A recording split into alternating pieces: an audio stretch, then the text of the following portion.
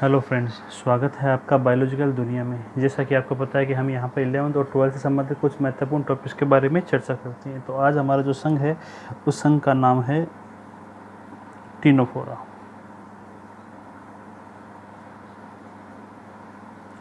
तो आज हम टिनोफोरा संघ के बारे में विस्तृत अध्ययन करने वाले हैं। सबसे पहली चीज़ तो आपको ये ध्यान में रखनी है कि जो टिनोफोरा संघ है उस संघ की स्थापना है वो एस.के. बोल्ट नामक साइंटिस्ट ने की थी। किसने की थी? एस.के. बोल्ट नामक साइंटिस्ट ने है वो टिनोफोरा संघ की स्थापना की थी। इसके बाद में आपको ध्यान में ये रखना है कि जो टिनोफोरा संघ के जितने भी सदस्य होते हैं वो अपनी सुंदरता व अपनी कोमलता के लिए जाने जाते हैं। टिनोफोरा के सदस्य होते हैं वो अपनी सुंदरता और अपनी कोमलता के लिए जाने जाते हैं। इनके शरीर पर गमन के लिए कुछ विशेष प्रकार की पट्टिकाएं पाई जाती है जिनको हम कहते हैं कंगक पट्टिकाएं। क्या कहते हैं? कंगक पट्टिकाएं। ये कंगक पट्टिकाएं होती है, इनकी संख्या होती है 8 और ये किस क्रिया में महत्वपूर्ण भूमिका निभाती है? ये गमन की क्रिया में महत्वपूर्ण भूमिका निभाती है। जब इन कंगक पट्टिकाओं के ऊपर सूर्य का प्रकाश पड़ता है, सूर्य का प्रकाश जब इन कंगक पट्टिकाओं के ऊपर पड़ता है तो ये कंगक पट्टिकाएं होती है वो इंद्रधनुष के समान दिखाई देती हैं। किसके समान दिखाई देती हैं? इंद्रधनुष के समान दिखाई देती हैं। तो इनके बारे में आपको ध्यान में रखना है। अब एक महत्वपूर्ण फीचर आपको उसके अंदर ध्यान में रखना है। जितने भी टिनोफोरा के सदस्य होते हैं, ये हम कह सकते हैं टिनोफोरा का जो दूसरा नाम होता है वो क्या होता है? वो होता है एनिडेरिया। क्या नाम होता है? एनिडेरिया। एनिडेरिया को पढ़ने से पहले हमें इस शब्द के बारे में जानकारी होनी चाहिए और वो शब्द कौन सा है? वो शब्द है निडेरिया। निडेरिया सिलेंट्रेटा के सदस्यों को कहा जाता है या सिलेंट्रेटा संघ का दूसरा नाम क्या होता है? वो होता है निडेरिया। जो सिलेंट्रेटा है उसका दूसरा नाम क्या होता है? निडेरिया। सिलेंट्रेटा के अंदर क्या होती है? एक विशेष प्रकार की कोशिकाएं पाई जाती है। इन कोशिकाओं को हम कहते हैं निडोब्लास्ट। निडोब्लास्ट को आप निमेटोब्लास्ट भी कह सकते हो। निमेटोब्लास्ट। ये जो कोशिकाएं होती है ये सिलेंट्रेटा संघ के सदस्यों के अंदर पाई जाती है और इनका कार्य क्या होता है? यह शिकार को पकड़ने का कार्य करती है। तो शिकार को पकड़ने का कार्य कौन सी कोशिका करती है? निडोब्लास्ट या निमेटोब्लास्ट कोशिका करती है। कौन से संघ के अंदर करती है? सिलेंट्रेटा संघ के अंदर करती है। लेकिन अभी हम कौन सा संघ पढ़ रहे हैं? अभी हम टिनोफोरा संघ पढ़ रहे हैं। तो हमें ये ध्यान में रखना है कि जो निडेरिया है वो सिलेंट्रेटा का दूसरा नाम है और सिलेंट्रेटा के सदस्यों के अंदर निडोब्लास्ट और निमेटोब्लास्ट कोशिकाएं पाई जाती है। ये कोशिकाएं शिकार को पकड़ने का कार्य करती है, इसीलिए सिलेंट्रेटा संघ को हम क्या कहते हैं? निडेरिया संघ कहते हैं। अब देखते हैं हम एनिडेरिया के बारे में। एनिडेरिया का मतलब हो गया कि इन सदस्यों के अंदर निडोब्लास्ट या निमेटोब्लास्ट कोशिकाएं नहीं पाई जाएगी। तो सबसे पहले आपको चीज़ ध्यान में रखनी है कि जो टिनोफोरा संघ है ये आप कह सकते हो उसे एनिडेरिया संघ। इसके सदस्यों के अंदर निडोब्लास्ट या निमेटोब्लास्ट कोशिकाएं होती है वो नहीं पाई जाती हैं। अगर ये कोशिकाएं नहीं पाई जाएगी तो इसका मतलब है इनके अंदर शिकार पकड़ने की क्रिया होती है वो इन कोशिकाओं के माध्यम से तो संपन्न कतई नहीं होगी। तो एनिडेरिया के अंदर शिकार को पकड़ने का काम कौन सी कोशिकाएं करती हैं? उन कोशिकाओं को हम कहते हैं लेसो कोशिकाएं। तो इसका मतलब ये हो गया, देखो एनिडेरिया का मतलब क्या है? टिनोफोरा संघ का ये दूसरा नाम है एनिडेरिया और एनिडेरिया के अंदर निडोब्लास्ट या निमेटोब्लास्ट नहीं पाई जाती, इसीलिए इसका नाम क्या पड़ गया है? एनिडेरिया पड़ गया है। तो इनमें शिकार को पकड़ने के लिए कौन सी कोशिकाएं पाई जाएगी? लेसो कोशिकाएं। तो इसका मतलब हो गया लेसो कोशिकाएं किसके समजात अंग कोशिकाएं हो गई? ये निडोब्लास्ट के समजात कोशिकाएं हो गई, क्योंकि निडोब्लास्ट भी शिकार को पकड़ने का काम करती है लेकिन सिलेंट्रेटा के अंदर। उसी प्रकार लेसो कोशिकाएं भी शिकार को पकड़ने का काम करती है लेकिन किसके अंदर? एनिडेरिया के अंदर या टिनोफोरा के अंदर। तो ये चीज़ आपको ध्यान में रखनी है। इसके बाद में आपको एक महत्वपूर्ण लक्षण और ध्यान में रखना है। वो ध्यान में ये रखना है कि इनके अंदर है वो अर्रीय समिति पाई जाती है। किस प्रकार की समिति पाई जाती है? अर्रीय समिति, या आप इसे द्विअर्रीय समिति भी कह सकते हो। ये टिनोफोरा संघ के सदस्यों के अंदर पाई जाती हैं। ये चीज़ आपको ध्यान में रखनी है। इसके बाद में एक महत्वपूर्ण पॉइंट आपको और ध्यान में रखना है कि इसके अंदर जो लार्वा पाया जाता है वो एकमात्र लार्वा है जिसका नाम है सीडिपीड लार्वा।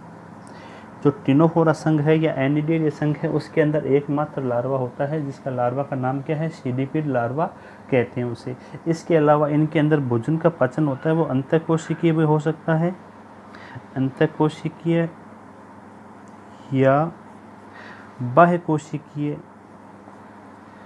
या बाह्य कोशिकीय, किसी भी प्रकार का पाचन इनके अंदर पाया जा सकता है। तो ये चीज़ आपको ध्यान में रखनी है। इसके बाद में इस संघ के बहुत सारे उपनाम हैं, उन उपनामों के बारे में आपको जानकारी होनी चाहिए। कौन कौन से उपनाम हैं? इनको आप कह सकते हो समुद्री गुजबेरी, समुद्री गुजबेरी, क्योंकि समुद्र की सतह पर ये तैरती हुई नज़र आती है तो समुद्री गुजबेरी इसे कह सकते हैं। इसे हम कह सकते हैं कंगक जेली भी कह सकते हैं। क्या कह सकते हैं? कंगक जेली। इसके अलावा इसका एक और नाम है, इसे समुद्री अखरोट भी कह सकते हैं। क्या कह सकते हैं? समुद्री अखरोट। तो ये सभी किसके उपनाम होते हैं? ये टिनोफोरा या एनिडेरिया संघ के जो सदस्य होते हैं इनके उपनाम होते हैं। तो ये चीज़ आपको ध्यान में रखनी है।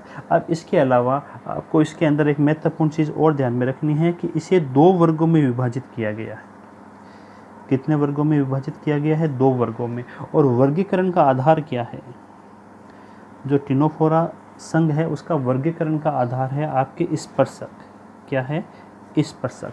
तो इसके 2 वर्ग है, उनके दोनों के नाम इस प्रकार है। एक का नाम है टेंटाक्यूलेटा,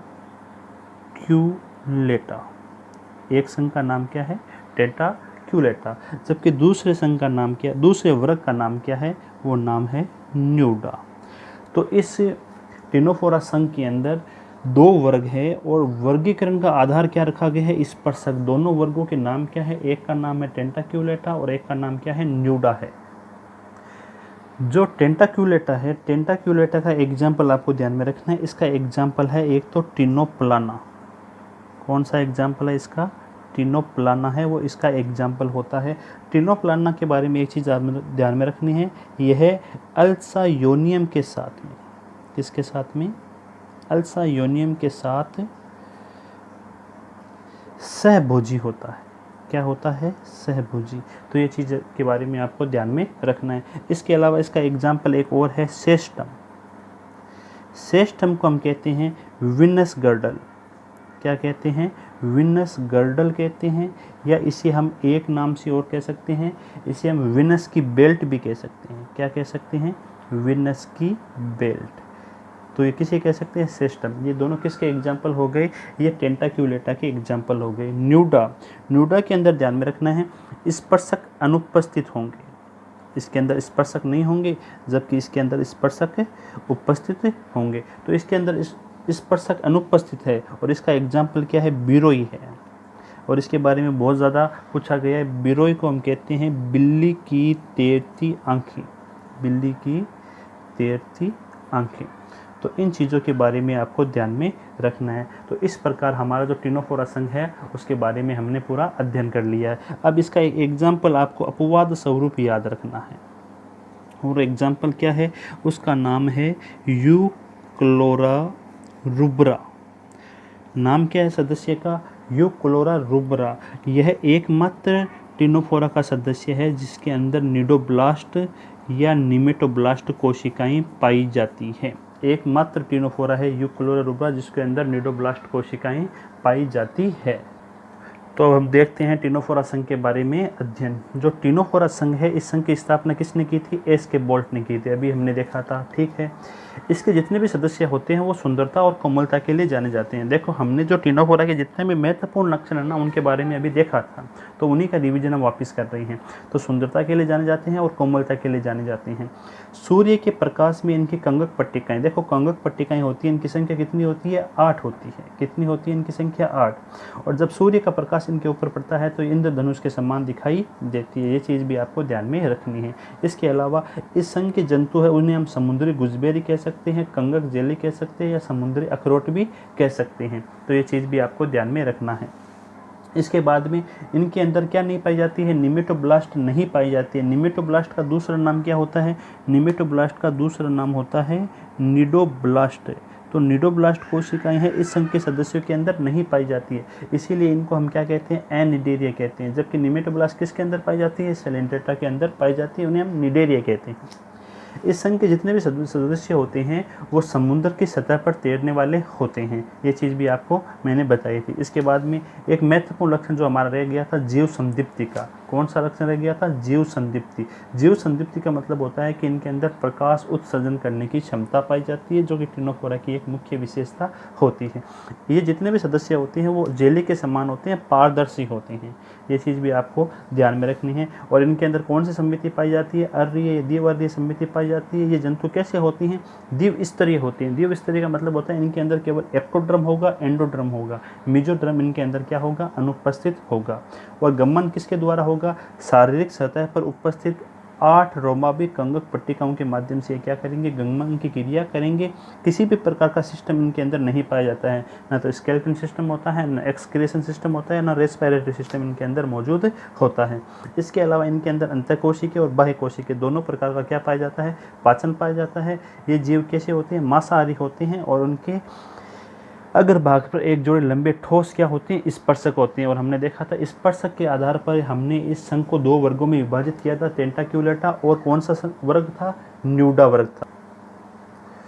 जो स्पर्शक होते हैं इनके ऊपर, वो स्पर्शक जैसे कि निमेटोब्लास्ट के ऊपर ही देखो, निमेटोब्लास्ट कोशिकाएं कहाँ पर पाई जा रही है? सिलेंटेटा के अंदर पाई जा रही है। तो यहाँ पर निमेटोब्लास्ट कोशिकाएं नहीं पाई जाएगी। इसका मतलब इनके अंदर कौन सी कोशिकाएं पाई जाएगी? लेसो कोशिकाएं पाई जाएगी, जो क्या कार्य करेगी? शिकार को पकड़ने का कार्य करेगी। टिनोफोरा संघ के अंदर निमेटोब्लास्ट कोशिकाएं नहीं पाई जाती है। ये चीज़ आपको ध्यान में रखना है। अगर निमेटोब्लास्ट कोशिकाएं हैं तो उनको निमेटोब्लास्ट कोशिकाएं नहीं कहेंगे, बल्कि उनको क्या कहेंगे? हम लेसो कोशिकाएं कहेंगे। यहाँ पर यही लिखा हुआ है कि इन स्पर्शकों में निमेटोब्लास्ट के स्थान पर विशेष प्रकार की कोशिकाएं पाई जाती है, जिन्हें हम क्या कहते हैं? लेसो कोशिकाएं कहते हैं, जो शिकार को पकड़ने का कार्य करती हैं। द्विलिंगी होते हैं, लैंगिक जनन पाया जाता है। अगर द्विलिंगी है इसका मतलब नर व मादा अलग अलग है, तो नर व मादा अलग है तो इनके अंदर कौन सा जनन होगा? सेक्सुअल रिप्रोडक्शन की क्रिया संपन्न होगी। निषेचन बाह्य होता है, जैसे मनुष्य के अंदर आंतरिक होता है, जबकि इसके अंदर क्या होगा? बाह्य होगा। यानी शुक्राणु अंडाणु बाह्य माध्यम में छोड़ दिए जाएंगे, जहाँ पर युग्मनज का निर्माण होगा और संतति का निर्माण होगा। परिवर्धन अप्रत्यक्ष प्रकार का होता है। अप्रत्यक्ष परिवर्धन का मतलब होता है कि इनके अंदर लार्वा अवस्था पाई जाएगी। अगर प्रत्यक्ष परिवर्धन है तो लार्वा अवस्था एब्सेंट होती है। और इनके लार्वा को हम क्या कहते हैं? इनके लार्वा को हम सीडिपिड लार्वा कहते हैं। महत्वपूर्ण, सबसे महत्वपूर्ण क्वेश्चन है, टिनोफोरा संघ के सदस्यों का लार्वा क्या कहलाता है? सीडिपिड लार्वा कहलाता है। और इनके अंदर पुनरुद्भवन और पीडोजेनेसिस की क्रिया होती है। पीडोजेनेसिस ये शब्द बार बार आएगा जब हम मोलस्का या इकाइनोडर्मेटा संघ पढ़ेंगे, तो हम इसके बारे में विस्तृत अध्ययन करेंगे। और इनके अंदर रीजनरेशन की क्षमता भी पाई जाती है।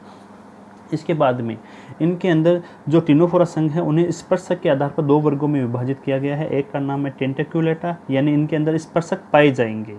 ठीक है, एग्जाम्पल याद रखने आपको, टिनोप्लाना जो कि अल्सा योनिंग के साथ सहभुजी है, और सेस्ट्रम जिसे विनस की बेल्ट या विनस की गर्डल कहते हैं। इसके अलावा अगर आप एग्जाम्पल याद रखना चाहते हो तो आप वेलामियन और प्लूरोब्रेकिया भी याद रख सकते हो।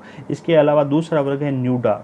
इस वर्ग के सदस्यों के अंदर स्पर्शक नहीं पाए जाएंगे। और बिरोई, बिरोई का मतलब है बिल्ली की तैरती आंखें, इसका एग्जाम्पल हो जाएगा। और यूक्लोरा रुब्रा के बारे में मैंने आपको बताया था, एकमात्र ऐसा टिनोफोरा का सदस्य है जिसके अंदर निमेटोब्लास्ट या निडोब्लास्ट कोशिकाएं पाई जाती है, और यह टिनोफोरा संघ का क्या है? अपवाद है। तो इस प्रकार आज हमने है वो टिनोफोरा संघ के बारे में विस्तृत अध्ययन किया था।